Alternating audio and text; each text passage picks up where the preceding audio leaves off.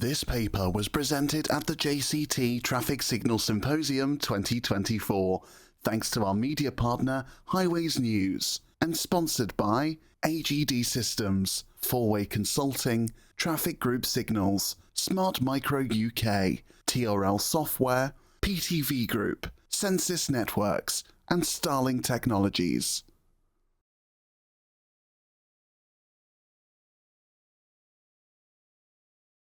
Can everyone hear me? Yeah, good start. So this is our presentation on an effective fix for failed loops, feeders and ducts. Just to warn you, I'm not going to talk about my twins, so don't worry about that. Where's the clicker? Cool. So this is content of presentation, so we'll be going through the problem, the solution, the installation, the outcome, and then our thoughts.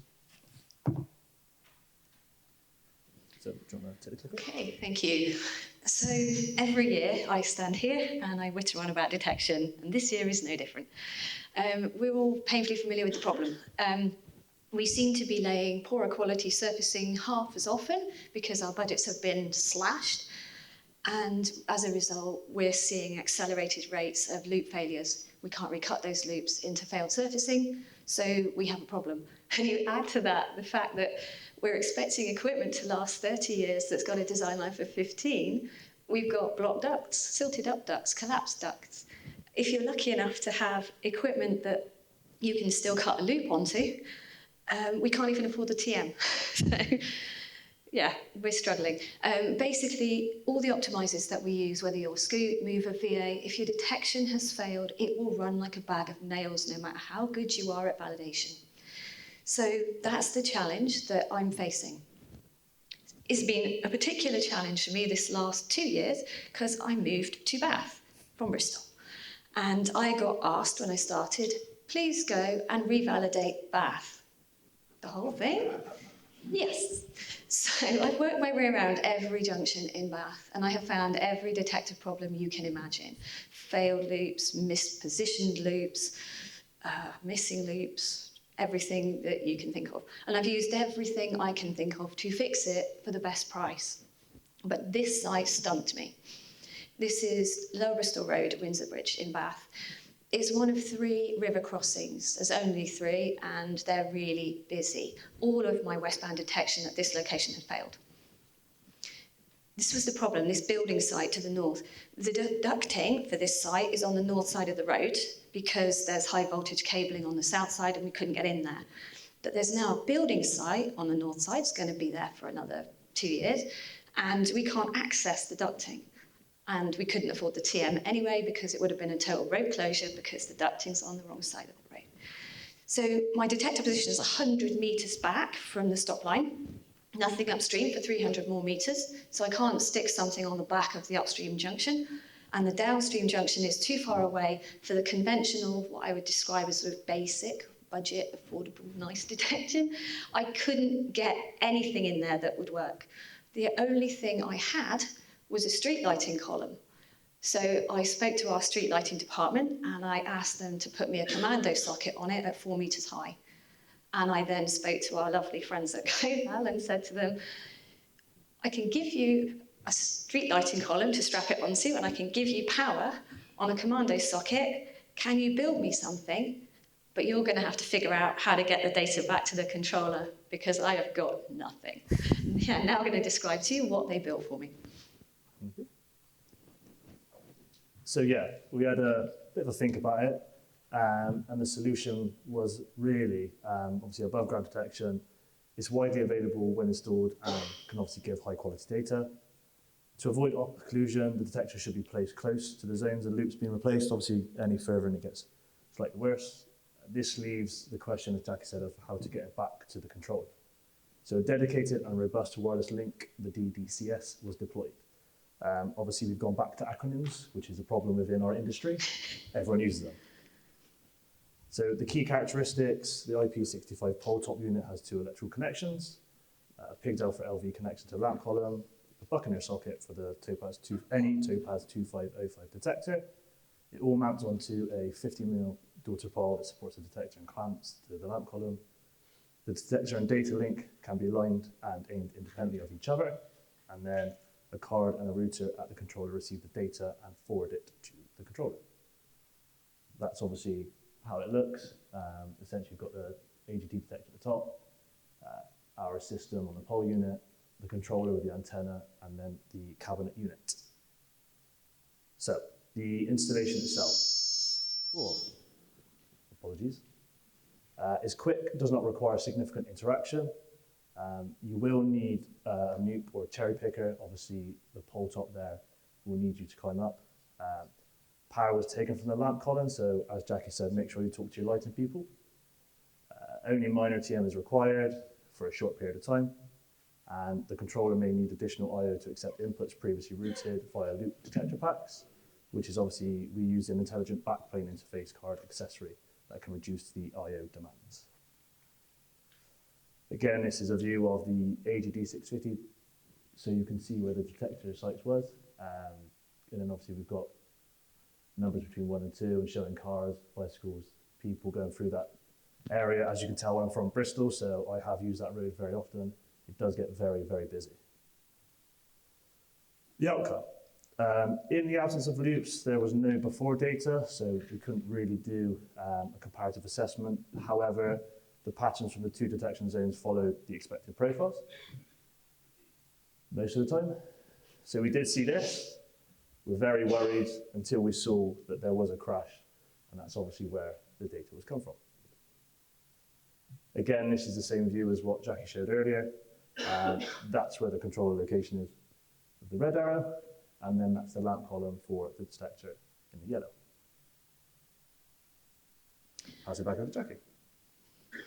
So, conclusions. My main concern with this was the wireless link. We didn't know how big the range could be that would be effective. So I spent a lot of time checking the data to make sure that we were seeing what we hoped. From what I can tell, we're not getting data dropouts, we're not getting problems. It's been fairly robust. It's been in for well over 6 months, and I've got 2 more sites now that I've got problems with, and I'm using the same solution there. We didn't see latency dropouts, we didn't see problems. I downloaded the Astrid data and checked it, and I'm not getting that sawtooth profile that you get when you get the data intermittently dropping. As far as I'm concerned, it was quick, easy, reasonably cost-effective way to fix that loop problem using standard, well-known tech that our maintenance guys understand and can maintain. So I'm happy that we now have a device that we can plug into a lamp column, strap it on, point it at the road, and walk away, and it just works. The main problem we encountered was connecting it into the controller. Had I been working with a PTC1, there's an adapter kit that exists that lets me connect into the I/O control board and wire that loop in directly, wire that detector in directly as though it were a loop. But this was a 900, and it had an intelligent backplane. So I knew we would encounter problems, and we did. I had spare inputs I could use, and I used the logical allocation to move those inputs across. But when the guys on site saw that problem, they went, we can solve that. So they developed a detector card, which I've conveniently left over there, which enables you to take the old DET pack out, put the new one in, hardwire your 650 into that DET pack, and then it will talk into the controller as though it were a loop on that exact same input, which means no reconfiguring, no messing about with handset commands. Hey, thank you, there you go. Yeah, I was instructed to wave it around at this point in the presentation.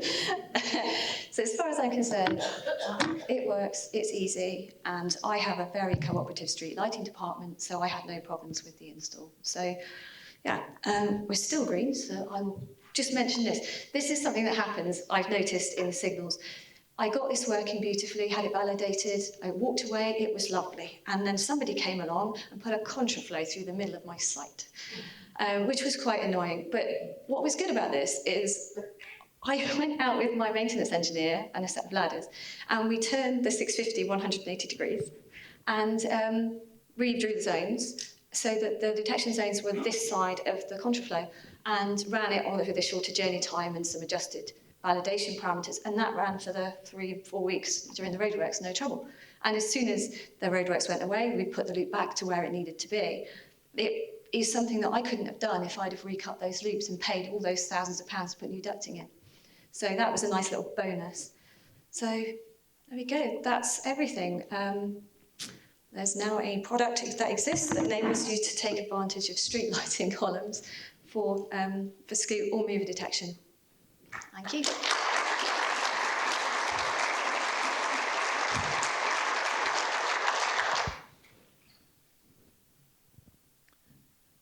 Oh, there are questions.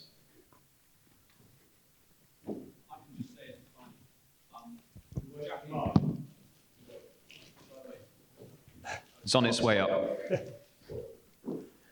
You're about to get two.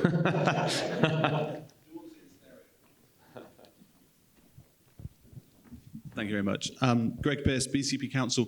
Jackie, you mentioned the loops were 100 metres back from the stop line. So the controller assumed it was just slightly more than that. I noticed it was on the north corner, if you can say. It was about 90 metres, I think, yes. Okay. Scott, are you able to expand on some of the parameters and restrictions of that? DDCS, was it?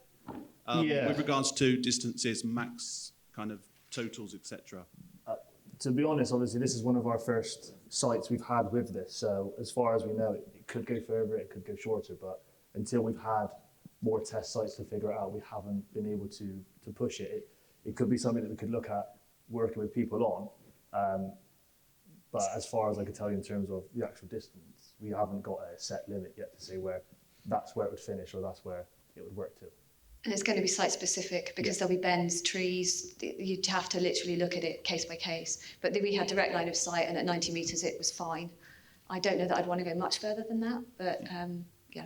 Brilliant. It just verifies your usual guinea pig status, Jackie. So I think that's good to know. But yeah, any further, I think it'd be really interesting for certainly further trials, etc., or tests. Yeah. That would be really useful for the industry to know. Thank you very much. Any further questions?